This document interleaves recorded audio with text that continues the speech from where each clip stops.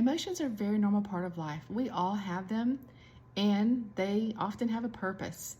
They make life more meaningful, and they help us to connect to others. We can even use them as a barometer for our mental health. Emotions are actually physical, and they can be stored in the body when left unprocessed. This can feel like we are carrying around a very heavy weight, maybe on our shoulders, maybe even like a big heavy backpack of bricks. It turns out our emotions are designed to be processed and not carried around on our back. When we don't process them, it's like carrying this backpack up a mountain. Daily life, normal stuff even, gets harder with this extra weight. It's a lot like those extra pounds that we might carry around physically. Doing the things day to day just seem to be such a burden at times when we have this extra weight. Emotional baggage also weighs us down.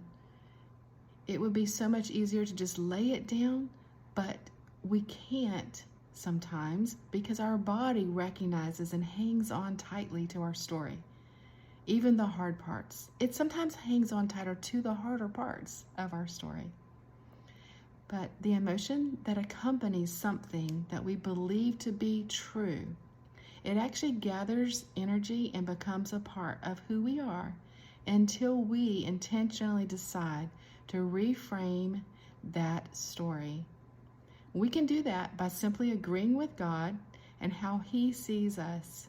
Replace whatever thoughts that we have that are out of line with His word and His will for us with the truth, and reminding ourselves that we know He uses all things for our good. This emotional backpack only makes things more difficult when we don't lay it down.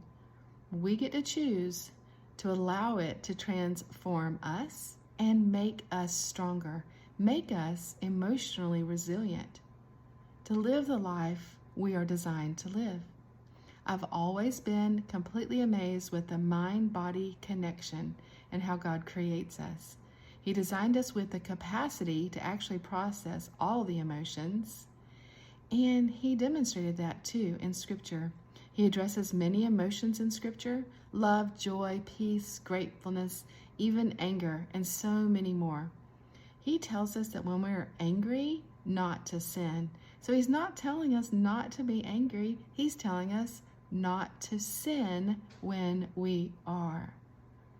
Did you know the body actually stores anger in the liver and lower back? It can cause lots of problems there. We also hold on to fear in our throat and lungs. Stress is held in the neck, shoulders, and hips. Anxiety is often held in the stomach. And shame, you can almost see it in the face of someone that's holding tightly to it. The only way out of these emotions is through them. There's not a shortcut, but it often takes a lot less time to process them than we think it will. You may think you're feeling an emotion or allowing an emotion, but you could just simply be resisting it. And this is an important difference because what we resist persists. So if you have an emotion that seems to be persistent, you want to evaluate it. You could possibly be stuck in your story and in your unprocessed emotion. Remember, emotions are physical. They are energy in motion. They're an actual vibration, like a wave. They are the language of our body by God's design. When we ignore them or resist them, our body stores them. They often show up as an ailment or a discomfort.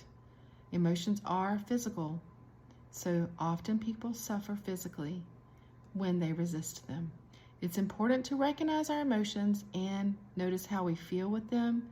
You can name them or describe them, which often helps you to separate yourself from them just a little bit. It helps you to see that you have the agency over them rather than being ruled by them. It helps you to see that you have freedom to choose what your thoughts are that may be causing those hard emotions. We can't always choose our circumstances, but we can always choose our thoughts about our circumstances.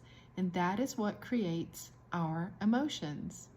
So no one else is actually able to create your emotions for you. Whatever their actions are, we get to choose what we think about it. Once we actually feel an emotion, that means our body has already created it.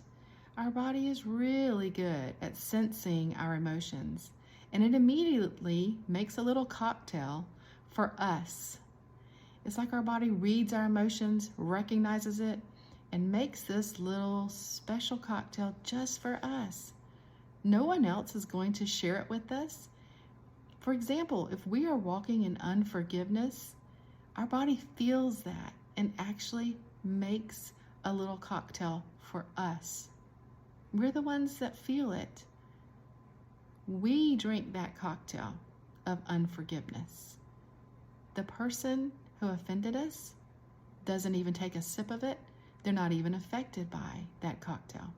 They're probably carrying on as if nothing ever happened, not even taking the first sip. But good news is we can choose to let go of some of those hard feelings, and we can choose to process emotions and let them grow and strengthen us. Are you wondering where to start? So, first of all, you want to notice the emotion, as I've mentioned. The next step is to name it. Then you're going to spend a little bit of time sitting with it. And last, you're going to release it. So, as you recognize your thoughts and emotions, be very compassionate and curious. You may want to journal, as this is a great way to help you see the emotions more clearly, brings them from darkness to light. It also prevents them from rattling around inside our head. Once you've noticed it, actually name it and study it a little bit. Does it cause you to feel hot, cold, pain? Do you feel discomfort physically when you recognize the emotion? Again, be curious. The third step is to just sit with it. Allow it to sit for a few minutes with you. I've often described to my clients, it's like you've invited it to sit with you on the bench. But you get to decide how long, and you get to decide when it leaves. Because emotions are like a wave. So you can allow them, and when you do, they will pass through you. Just like a wave, they don't really have to stick around. They can even pass as quickly as in 90 seconds, depending on the severity. More severe, harder emotions are clearly going to take a lot more time. But some of the emotions that we might be avoiding that are not so hard, just one that we don't like, okay, can be processed pretty quickly. And since they are processed physically, there's lots of options and ways to do that. One of the most obvious way to process an emotion is crying.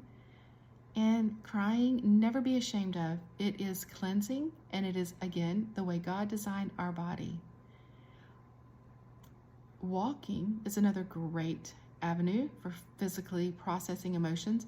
Running, exercising, dancing, writing and journaling, cooking, playing an instrument, swimming, deep breathing, so many, many more. The last part of processing an emotion is releasing the emotion so that it doesn't stay stuck and cause any harm physically and emotionally to you or in your relationships. I think it's great to do this by dismissing the emotion. You may want to do this through prayer, and you may find that you can replace it, so release it and then replace it with a better emotion. You can do this through meditating on scripture. You can do this through your thought work, your story work, and being able to move forward rather than feel stuck. It's important that we create safety in our own bodies to allow us to process through emotions physically. We may have gotten into patterns that are unhealthy and that are not allowing us to sit with ourselves long enough to process this emotion or emotions. You may have several. For example, if you're a busy mom, you may have allowed that busyness to lose sight of your own emotional and mental health. If you've experienced trauma in your past, you may not be allowing yourself to go back and heal from some of that trauma. Well, we cannot think our way through processing emotions. It has to be done in a physical manner. So just remember that when you're looking at emotions and how you can handle them better, processing them, and moving forward. Allow yourself that safety and that space to do it.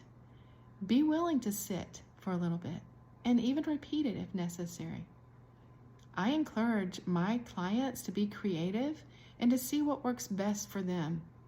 Think of this physical part as soothing. Okay? And you know what? You're probably already really good at soothing people in your life. We often soothe others better than we soothe ourselves. It's time that we allow some self-soothing. You got this. You can do it.